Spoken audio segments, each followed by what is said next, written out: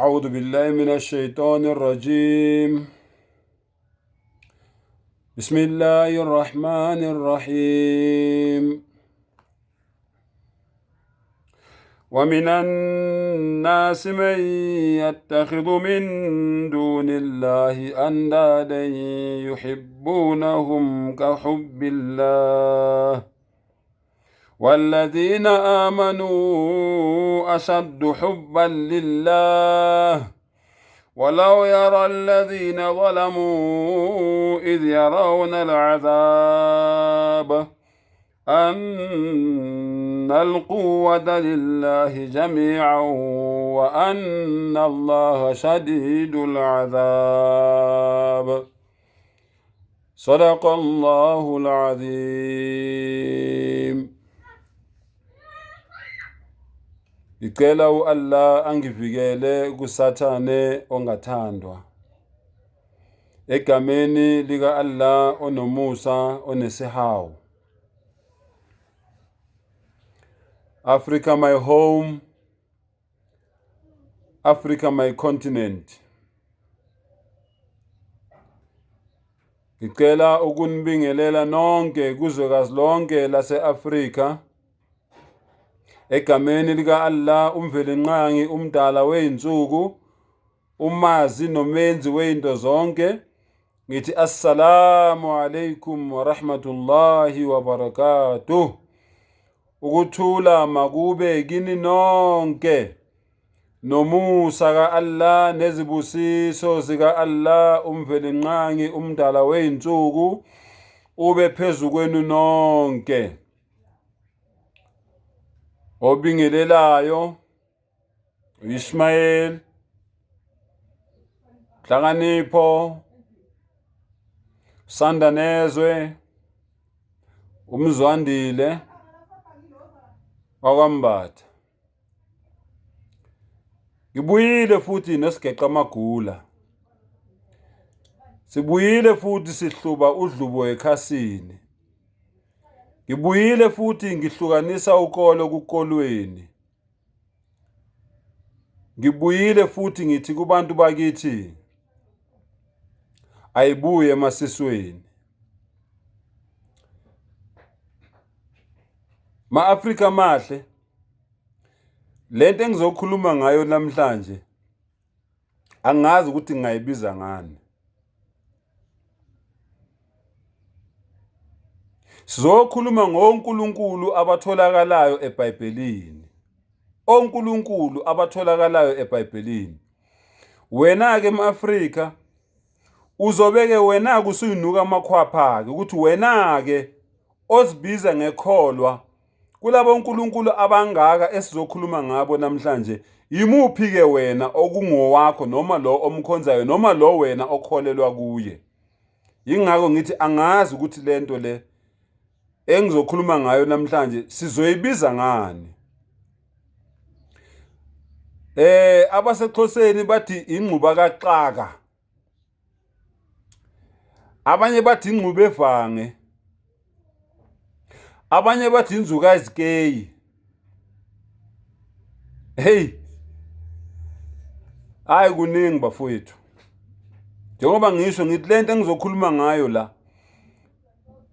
Nawe mbuki uzothatha lakhe iBhayibheli nawe uvule bese nawe uyayibuza uyayiphendula ngento engizokubonisa yona namhlanje ngaleli iBhayibheli leli. Njoba ngishilo ngathi ngihluba udlubo ekhasini ukubonisa abantu bakithi ukuthi kudlalwe kanjani ngathi. Noma ngithi kudlalwe kanjani ngabo ngoba mina kusadlalwanga ngami ngoba mina iqiniso sengilibonile. Uzobusuzibuza ke wena eMafrika ukuthi kudlalwe kanjani ngawe.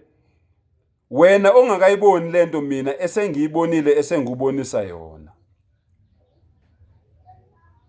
Hayi kudlaliwe ngathi ingane zakwethu.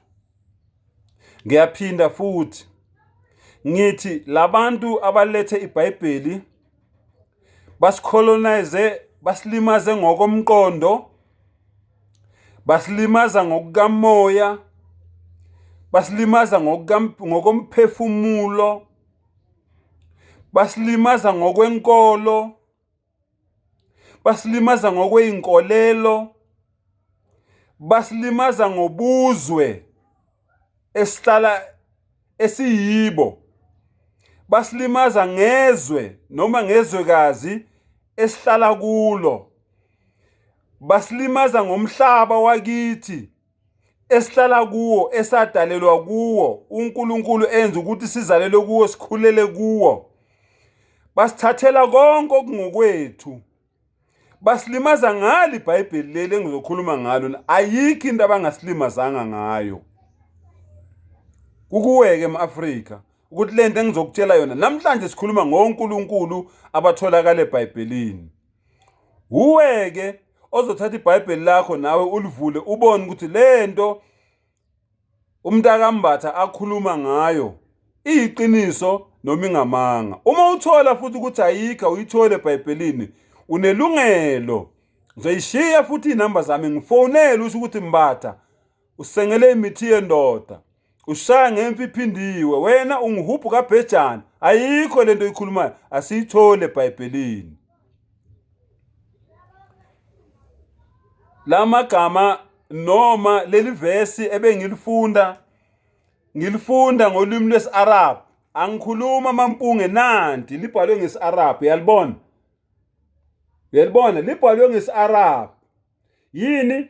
iTestamente lokugcina okuyilo elifikile uMdali waliletha emhlabeni ukusivulela amaqiniso la ebesingawazi.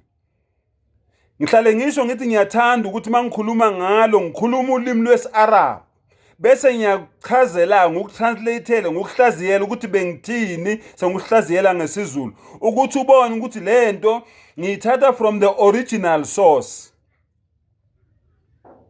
iBhayibheli bafowethu lele engizokhuluma ngalo lonke usuke kuGenesis uyofika kwiSambulo, zintathu kuphela indawo engisayitholile eBhayibhelini lapho kukhulunywa khona ngolimi olalukhulunywa uYeshua, lo namhlanje asebedlale ngathi bashintsha igama lakhe bathi uJesu, into engekho.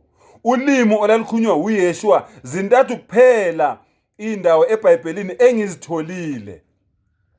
Kulapho kuthiwa wayesesiphambanweni ethi Eli Eli lima sabaqthani, ulimi lwakubo lolo. Akashonga ukuthi lama sabakathani, umZulu osesho njalo. Uthi Eli Eli o Eloi Eloi lima sabaqthani, ulimi lwakubo lolo. Nalapho evuza khona indodakazi yenduna eyivuse ekufeni ethini, ethi Tal itakumi, Tal itakumi, ulimi lwakubo lolo. Nalapho ezofika khona evula amehlo empumputhe ethi Ifatha. Ifatha ngolimi lwakubo lwe-Aramaic lusho ukuthini? Vuleka. Ukhuluma namehlo empumputhe uthini? Uthi Ifatha, awavuleke amehlo. Kulo lonke bafowethu iBhayibheli.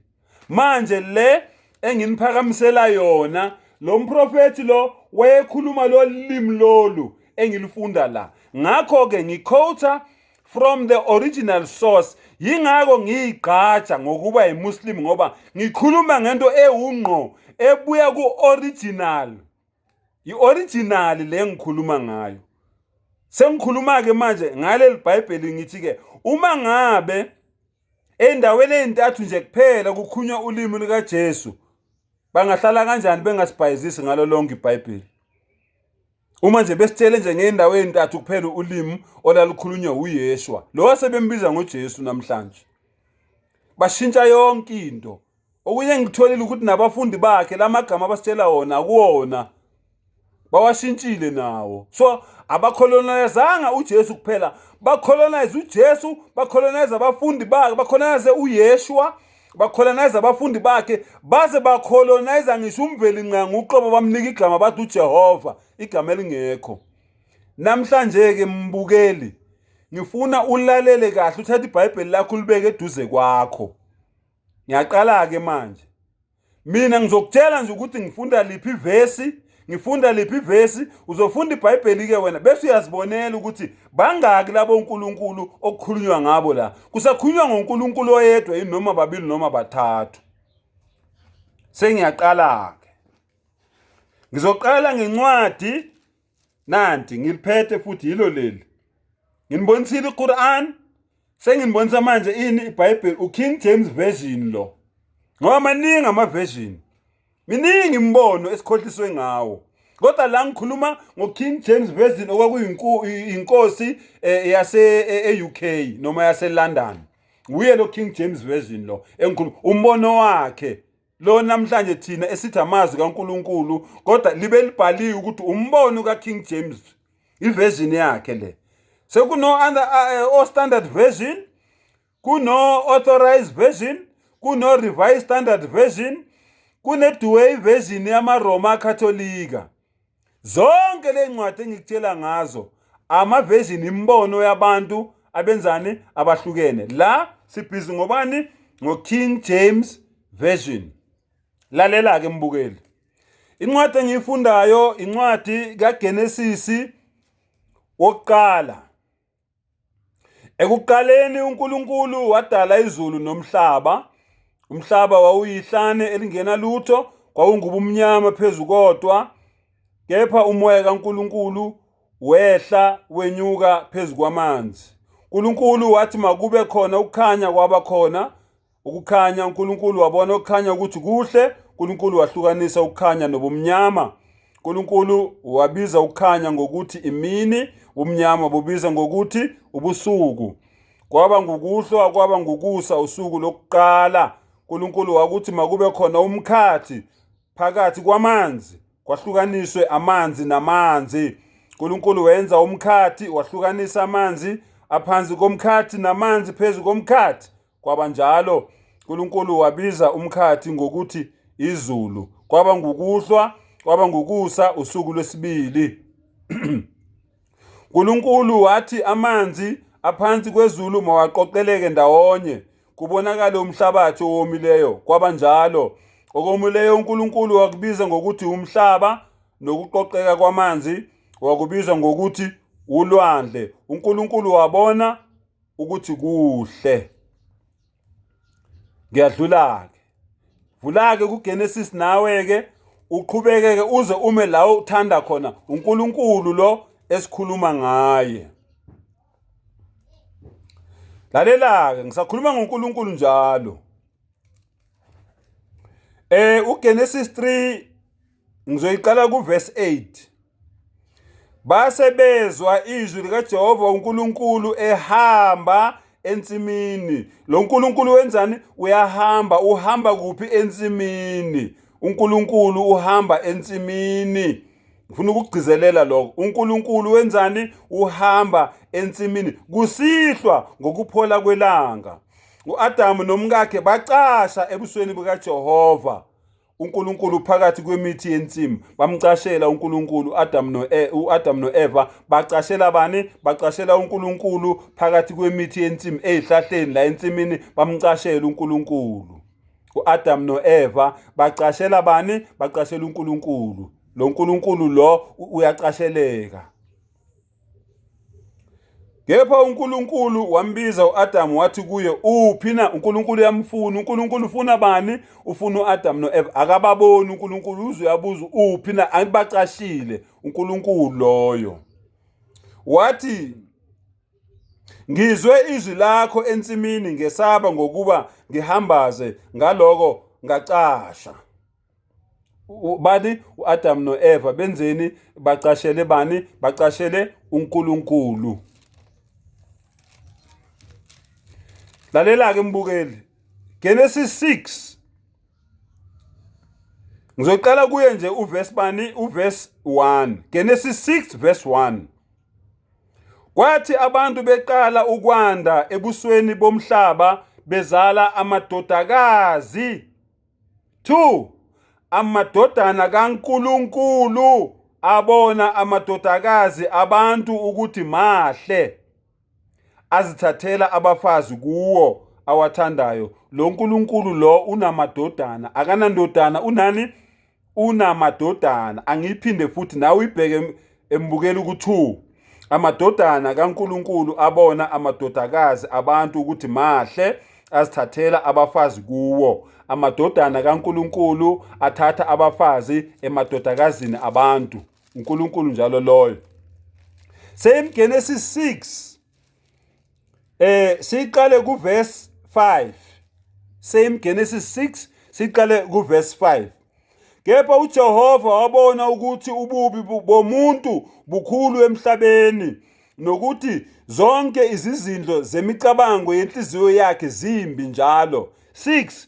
Wayesezisola uJehova ukuthi wayebenzile abantu emhlabeni. Lo uNkulunkulu uyayisola ngokudala mina nawe. Njengoba simosha nje emhlabeni, abantu bebulalana, begwazana, bedubulana, bethakathana, uNkulunkulu uyazisola ngokudala thina, ngokudala abantu. Wadabuka enhlizweni yakhe. 7. uJehova wathi, abantu engibadalile ngiza kubachitha ebusweni bomhlaba. Yebo, abantu nezinkomo nezilwanyana ezinwabuzelayo nezinyoni zezulu, ngokuba ngiyazisola ukuthi ngibenzile. Ngiyazisola. Lo uNkulunkulu lo uyazisola ngezinto azenzile. Umuntu mayezisola usuke ezisola ngento ayenze azi ukuthi engazi ukuthi lento njengoba ngiyenza izongijikela yenza ukuthi nokuthi. So ngamanye amagama la lo uNkulunkulu esikhuluma ngaye la uNkulunkulu owayengazi ukuthi mayedala uAdam noEva nabantwana babo bazokona. Yingakho-ke esezisola manje ukuthi kodwa ngangibadalelana abantu ngoba kube ngangazi ngaba ngizange ngibadala. Uyazisola lo uNkulunkulu lo engikhuluma ngaye la. Ngithe uzozikhethela wena mbukeli ukuthi imuphi wena ofuna ukumkhonza kulabo uNkulunkulu engikhuluma ngabo la.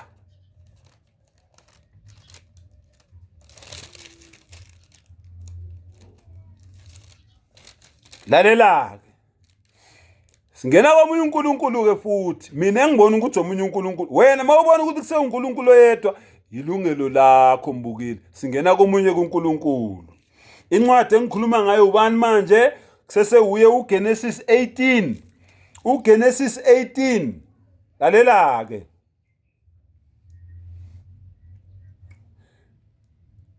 Ngiqale lapha ku-20. uJehova wathi, isikhalo saseSodoma nesaseGomora sikhulu, nezono zabo zinzima impela. Ngaloko ngiyakwehla ngibone ukuba benzile impela konke njengokwesikhalo esesifikile kimi. uNkulunkulu uthola umlayezo ukuthi iSodoma neGomora sebemoshe kakhulu, sebedlulele. Uthola umlayezo uNkulunkulu akaboni. Uthola umlayezo uNkulunkulu ukulalele lokho.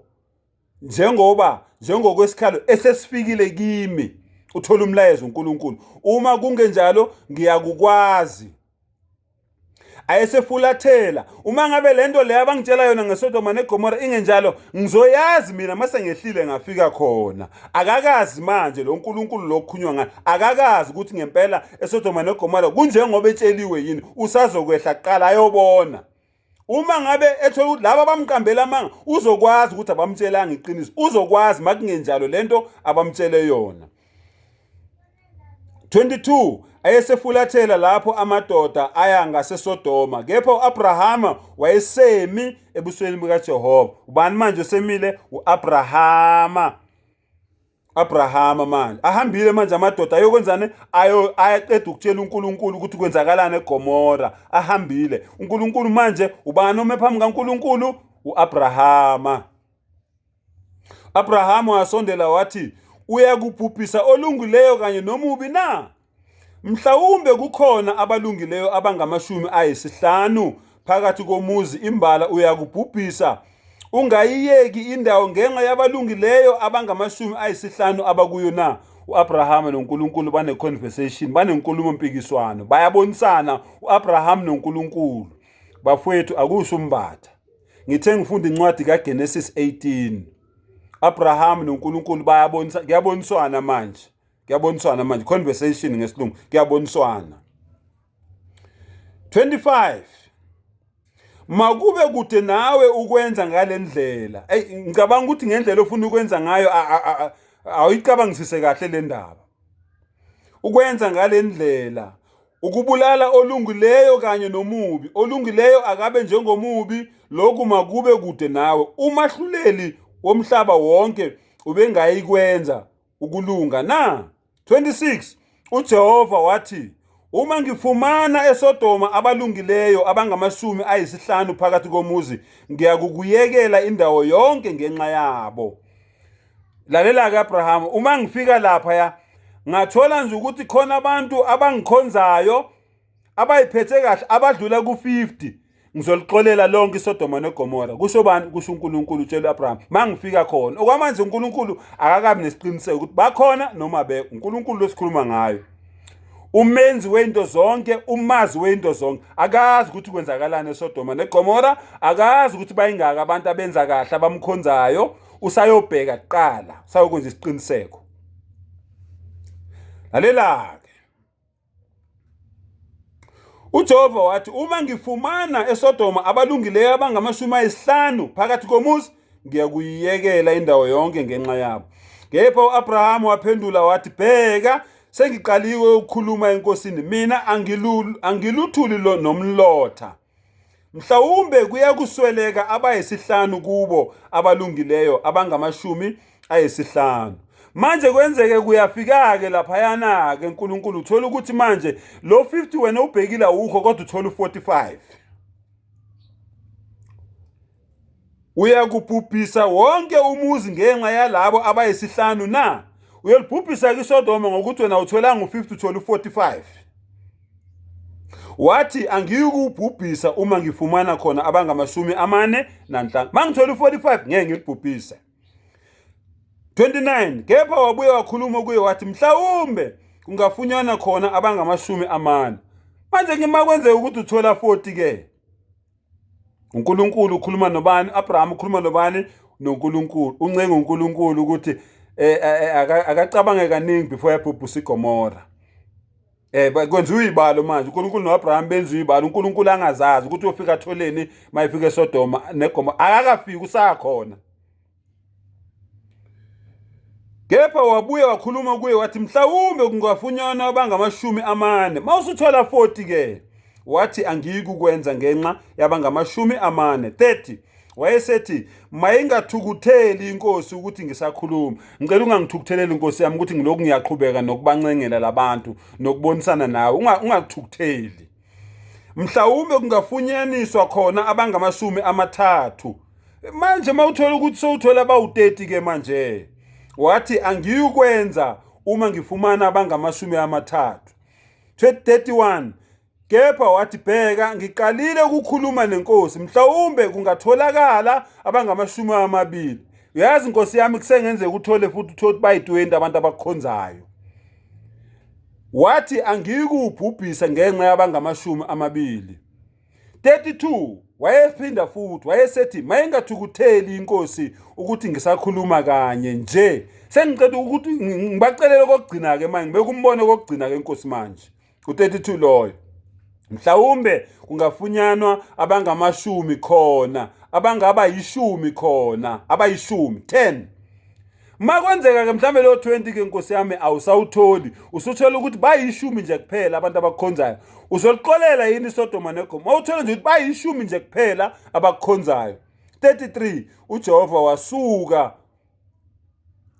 uJehova wasuka nxa eseqedile ukukhuluma noAbraham. Abraham wabuyela endaweni yakhe. Mayesekhuluma ngo10 akasamphenduli, wavele wasuka uJehova wahamba.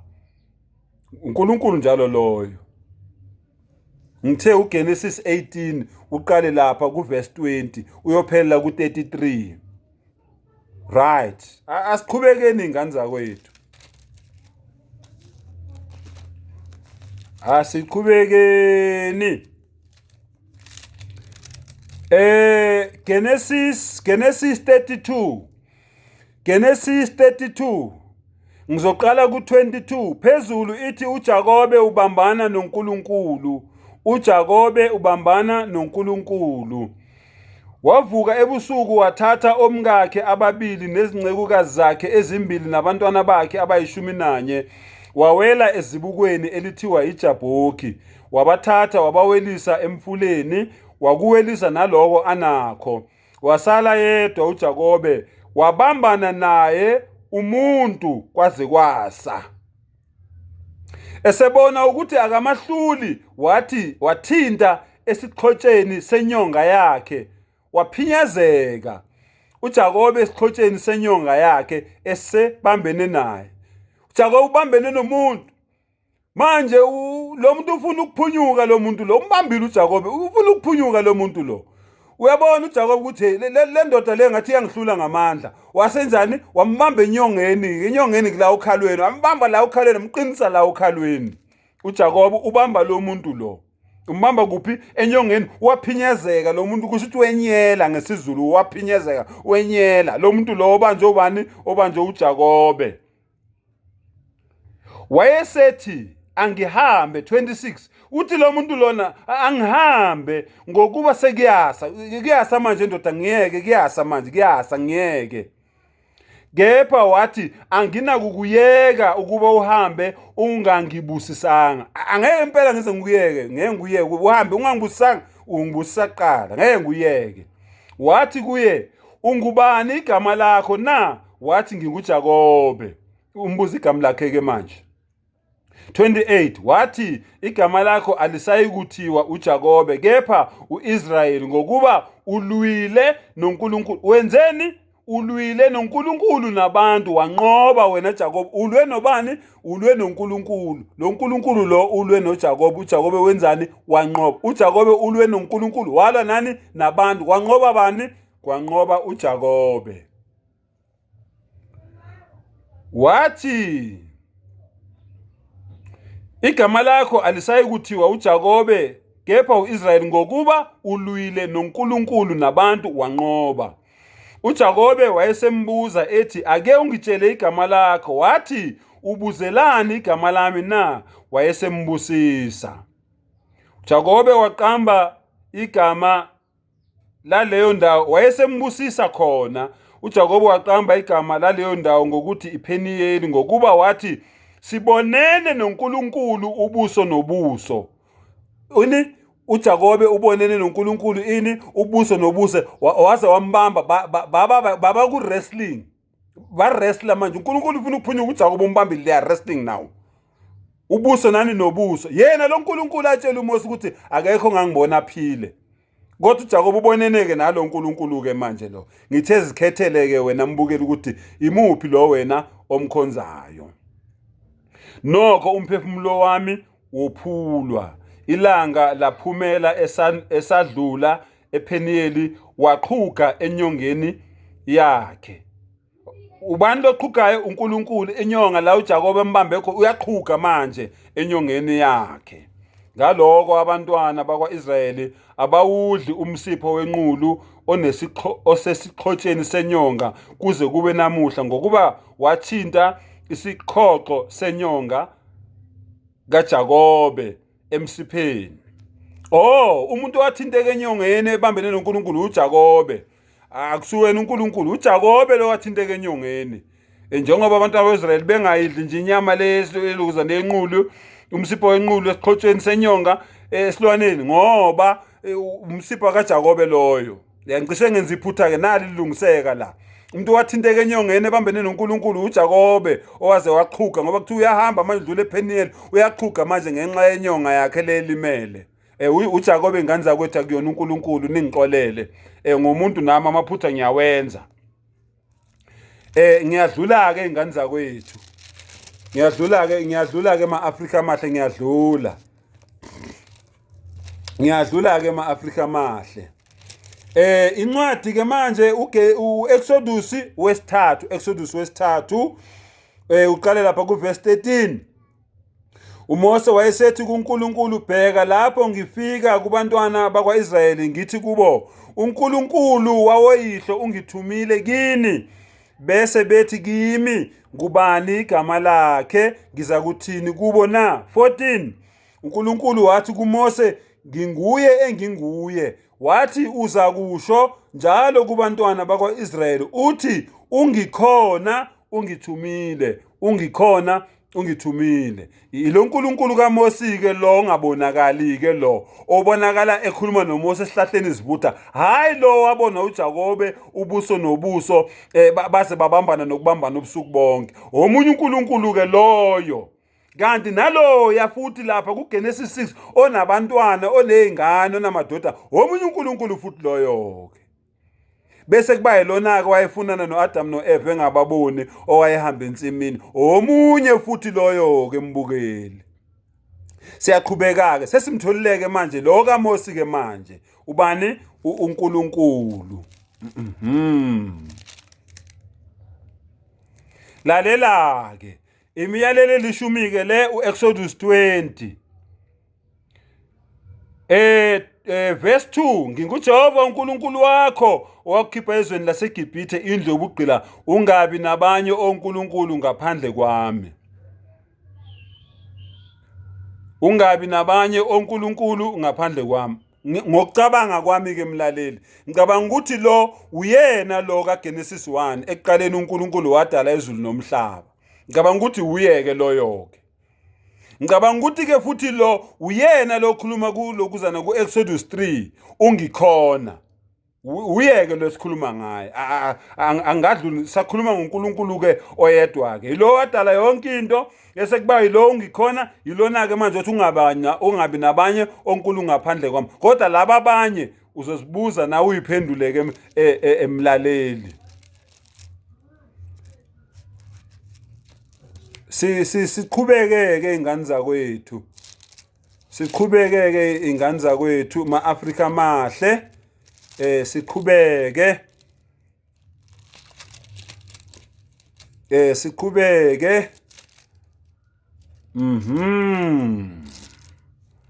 siqhubeke siqhubeke impela sihambela ke manje seqimncele impela seqimncele siyoze siyobanjwa ubani siyobanjwa uJeremiya nguJeremiya ke manje ingane zakwethu ma-Afrika mahle nguJeremiya ke manje uJeremiya u25 uJeremiya u25 ivesi u27 uJeremiya u25 ivesi u27 lalela ke uyakusho kubo ukuthi usho kanje uJehova Sibaothi uNkulunkulu kaIsrayeli uthi phuzani nidakwe nihlanze niwe ningabe nisasukuma ngenxa yenkemba engiya kuyithuma phakathi kwenu 28 kuyakuthi lapho bala ukuthatha indebe esandleni sakho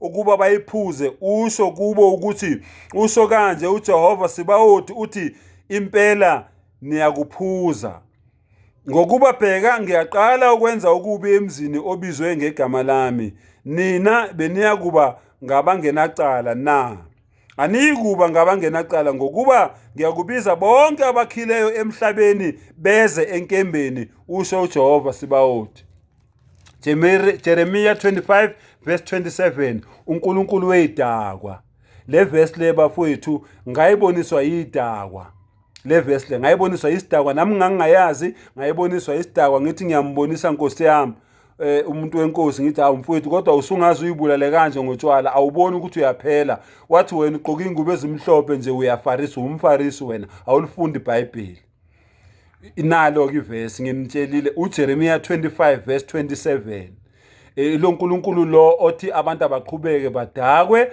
ngendlela abafuna ukudakwa ngakhona ukuze bangaboni uNkulunkulu mayesebhubhisa umhlaba abatholakala abantu bedakiwe akusho kambathu umntwana ngishilo ngathi uJeremiya 25 uyiqale ku verse 27 ongafuni ukuphuza nimnikeze nimtshela ukuthi uJehova uzophuza nawe lokungafuni ukuphuza nawe uzophuza kodwa yena akafuni ukuphuza nimphuzise nimnike ukuthi bamba naye indebe esandleni aphuze naye nimphuzise akusho umbatha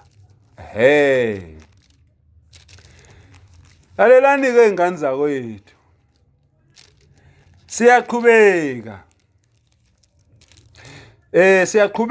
siyakubani manje Nkosi yami Hezekiel 23 noma uHezekeli 23 Hezekiel 23 lalela ke phezulu ithi odade ababili Izwi likaJehova lafika kimi lathi, ndodana yomuntu, kwakukhona abesifazane ababili, amadodakazi omfazi munye. Babefeba eGibhithe, bafeba ebusheni babo, bapotozwa khona amabele abo, zacindezelwa khona izingono zobuntombi babo. Le vesi engifundela yona-ke mbukeli ngayiboniswa uMahosha, nakhona ngithi ngiyakhuza Nkosi yami, ngithi ngizama ukubonisa, ngithi ngiba nozwelo ukuthi kodwa mntana sekhaya ungaze uyimoshe kangaka, uhlangane nabo bonke oTom Dick and Harry la bantu ongabazi, awumazi nonesifo nongenasifo, uyahlangana wathi wena ukhuluma into ongayazi, mina ngenze